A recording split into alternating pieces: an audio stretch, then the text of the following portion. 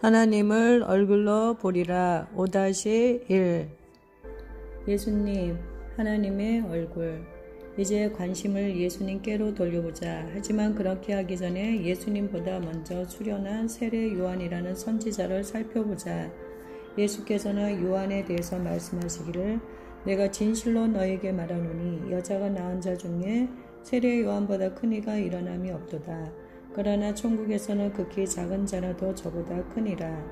성경의 다른 인물들은 하나님과 더 극적인 경험들을 했다. 다른 인물들은 질병, 폭풍, 죽음 그 자체에 대항해서 더 위대한 업적을 이루었다.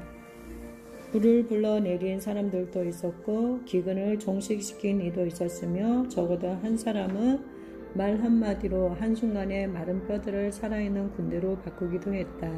왕을 보좌에 앉히고 폐위시키고 군대를 지휘하고 심지어 역사의 흐름을 바꾸어 놓은 선포를 했던 사람들도 있었다. 그러나 요한은 어느 다른 선지자도 할 수 없었던 천국의 관심을 끌었다. 그는 여자가 낳은 자 중에서 가장 큰 자로 알려지게 되었다. 요한의 생애와 그의 예언 사역이 유독 다른 점이 무엇인가? 우선 마가복음은 요한의 사역이 이사야의 예언의 실현이라고 구체적으로 묘사하고 있다는 점을 생각해 보라.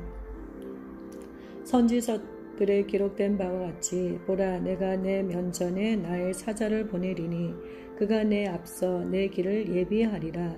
광야에서 외치는 자의 음성이 있어 너희는 주의 길을 예비하고 그의 길을 곱게 하라고 하였더라. 마가복음 1장 2절 3절 요한은 은혜와 책임의 공급적인 장소인 하나님의 얼굴 앞에서 살았다. 요한은 태어나기 전부터 하나님의 임재를 인지하는 이례적인 은혜를 입었다.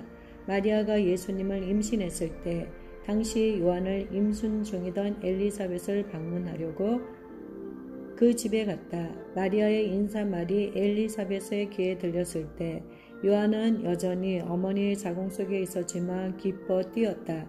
놀랍지 않은가? 요한은 우리의 문화로는 태아라고 부르는 상태였다. 그런데 아직 태어나지도 않은 그 어린 아기가 하나님의 임재를 인지할 수 있었다. 더 의미심장한 일은 그리스도의 임재가 자신의 임무와 영혼의 운명에 관련되어 있다는 것을 인지할 수 있는 요한의 능력이었다. 그 현실은 비록 태어나기도 전이었지만 그에게 커다란 기쁨을 가져다 주었다. 누구든지 자신의 영원한 목적에 연결되어 있는 사람이라면 항상 큰 기쁨이 있다. 누가복음이 요한의 초기 생애를 기록한 이유는 여러 가지이다. 누가복음은 요한이 자궁에서부터 하나님의 임재에 초점이 맞추어져 있었음을 보여주어 그의 사역을 통해서 완전히 성숙해질 잠재력을 보여주었을 뿐 아니라 이 잠재적 능력이 보호되어야 하는 것이었음을 강조했다. 스가랴는 하나님이 요한의 출생에 관한 메시지를 전하도록 보냄받은 천사의 말을 믿지 않았다. 이 때문에 하나님은 임신기간 내내 그를 벙어리로 만드셨다. 그의 혀는 그가 아이의 이름을 요한이라 이름 지으라고 하신 여호와의 명령에 순종했을 때 비로소 풀렸다. 이것이 아주 중요한 이유는 바로 죽고 사는 것이 혀의 권세에 달려있기 때문이다. 불신 상태 그대로 혼자 놔두었더라며 스가랴는 자기 부부가 받은 약속 안에 들어있는 바로 그 목적을 자신의 말로 무산시킬 뻔했다. 나중에 하나님의 뜻에 동의했던 말이 요한의 운명을 풀어내는 열쇠가 되었다. 요한은 또한 수태 후 5개월 동안 임신 사실을 숨겼던 엘리사벳 덕분에 보호되었다. 다시 말해서 임신이 논란의 여지 없이 확실해졌을 때에야 비로소 공개했던 것이다. 이는 요한이 사람들의 괜한 말에 오르내리는 것은 하나님이 하시고자 했던 일의 거침이 될 수도 있었다는 뜻이다. 많은 사람들은 하나님의 목적은 사람들이 하는 말에 상관없이 이루어진다고 주장한다. 그러나 만약 우리의 말이 전혀 영향을 미치지 않는다면 왜 하나님께서 우리의 말이 끼치는 영향력을 알라고 하시겠는가? 5개월에 걸친 운동 생활은 아기를 갖기에는 나이가 좀 많지 않으세요? 아이가 장애나 지진아로 태어날 가능성이 높지 않나요? 등등 사람들의 선의의 저주를 그녀가 믿음 안에서 건져낼 만큼 견뎌낼 만큼 충분히 강해질 수 있는 시간이었던 것 같다. 은둔 생활을 통해 그녀는 자신의 부르심을 확신하고 다른 사람들의 괜한 염려에 영향을 받지 않는 방법을 배울 수 있는 시간을 갖게 되었다. 오직 자신의 부르심에 관련된 믿음과 담대함으로만 그녀는 아직 태어나지 않은 아이에 대한 기름 부으심을 제대로 관리할 수 있을 만큼 충분히 강건해질 수 있었다. 엘리사벳이 5개월을 은둔했던 더 중요한 이유 중에는 아마도 요한을 사람들의 말로부터 보호하려는 더 큰 책임감이 있었기 때문일 수도 있다. 우리 서구 문화에서는 아직 태어나지 않은 아기에게 우리의 하는 말이 영향을 미친다는 말을 이상하게 생각한다. 그러나 요한을 기뻐 뛰게 만들었던 것은 예수님의 어머니 마리아의 인사말이었음을 상기하기 바란다. 태어나지 않은 아기에게 기쁨을 가져다 준 것은 말이었다. 그 아기가 그 말을 이해했는가? 아니다. 나는 그랬다고는 생각하지 않는다. 그러나 어떤 아이에게 놀라운 분별력이 있지만 그 아이의 부모가 영적인 세계가 어떻게 역사하는지 이해하지 못하고 그 아이의 기름 부음과 은사를 어떻게 관리할지 배우지 못한다면 그 아이의 분별력은 일생 동안 계속 무시되어 마침내 더 이상 분별할 수 없는 지경에 이른다. 마리아가 한 말의 핵심이 요한의 순결한 마음에 닿자 그는 기뻐 뛰었다. 엘리사벳은 당시 성령으로 충만했고 그 아기가 스스로 그것을 지킬 수 있기까지 하나님이 그녀의 아기에게 주신 그 은사의 선한 청지기가 될 수 있었다.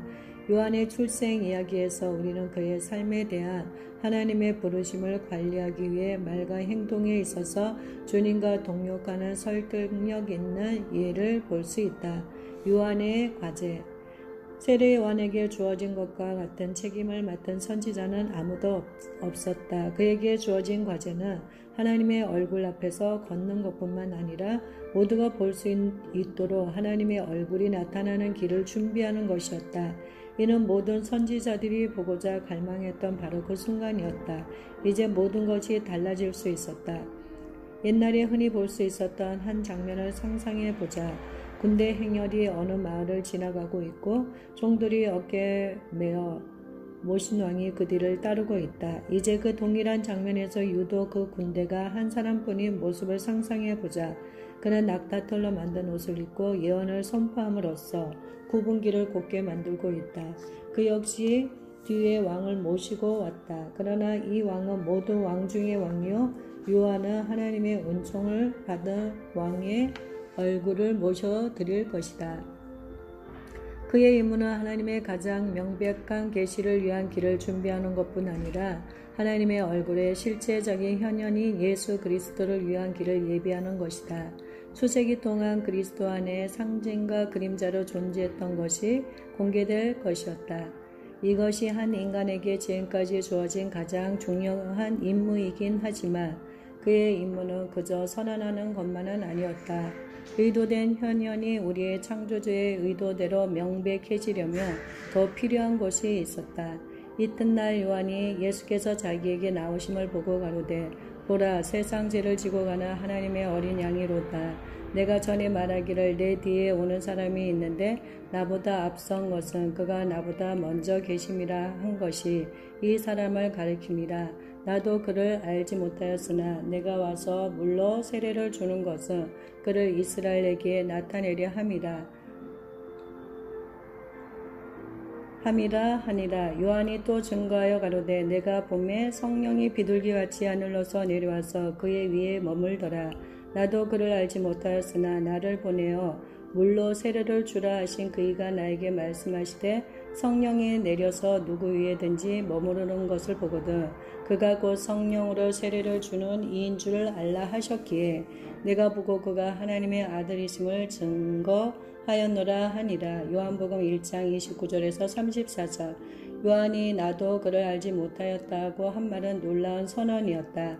예수님은 성령이 임하셔서 머물기 전까지는 하나님의 아들임이 두드러지지 않았다. 하나님의 얼굴인 예수님은 하나님의 영이 임하기 전까지는 주목받지 못했다. 놀라운 성령은 하나님의 얼굴을 처음에는 예수님에게 그 다음에는 예수님을 통해 세상에 나타내시기로 정하셨다. 나는 이 전체 이야기 중에서 그가 그 위에 머무셨다는 구절에 핵심이 있다고 본다. 핵심을 지르는 이 예언적 선포는 예수님이 어떤 삶을 사셨는지를 말해준다. 즉 예수님은 성령의 비둘기가 놀라서 떠나가지 않을 그러한 인생을 사셨다. 예수님 안에서 우리는 하나님의 성령의 임재를 모시려는 열정을 중심으로 형성된 생활 양식을 본다. 성령이 머무를 수 있는 사람이 되려면 대가를 치러야 한다. 마태복음은 요한이 준 예수님의 세례에 대해 상세히 기록하고 있다. 처음에 요한은 너무도 분명한 이유로 인해 예수님을 거부했다. 요한은 예수님께 세례 주기는 고사하고 예수님이 신들매 풀기도 감당치 않았다. 뿐만 아니라 예수님은 죄인이 아니셨기에 공중 회개를 할 필요가 없으셨다. 그러나 요한은 순종했고 그 결과 역사상 가장 놀라운 순간을 목격하게 되었다. 하늘이 열리고 살아계신 하나님의 영이 인자에게 강림하셨고 하나님 아버지께서 당신의 아들에게 확증하는 말씀을 하셨다. 이 이야기의 전모는 다음과 같다.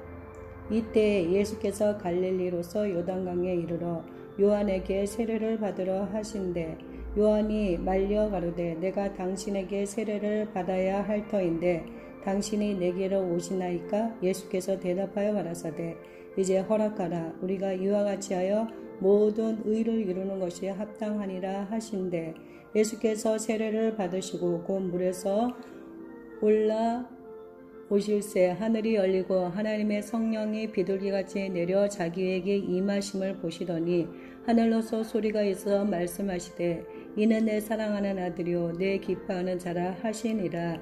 마태복음 3장 13절에서 17절. 이 만남 이전에 요한은 예수님이 구하는 다른 세례, 즉 성령과 불의 세례를 가지고 오실 것이라고 선언했다. 내가 당신에게 세례를 받아야 할 터인데 라고 깜짝 놀라며 말했을 때 요한은 이 세례에 대해서 얘기하고 있었던 것이다. 예수님께서 요한에게 세례를 받으러 오신 일은 요한이 예수님과 자신이 서로 다른 임무를 맡은 줄로 알았던 생각 전부를 뒤흔드는 일이었다. 요한은 자기의 역할이 하나님의 아들을 확인하고 사람들이 죄를 회개함으로 세례를 받도록 준비시켜 하나님의 아들 안에 있는 하나님의 얼굴의 계시를 받을 수 있게 해주는 것임을 알고 있었다. 요한은 또한 하나님의 아들의 역할이 그분의 세례, 즉 성령의 세례를 통해 하나님의 얼굴을 계시하는 일임을 알고 있었다. 그의 선언에서 우리는 요한의 관심이 그의 직함이나 역할에 대한 것이 아니라 오로지 자신이 섬기는 하나님에게만 있음을 알 수 있다. 여자가 낳은 자 중에 가장 위대한 자라고 일컬어지는 요한에게는 가장 필요한 것이 있었다. 예수님이 제공하는 세례, 즉 성령과 불의 세례였다.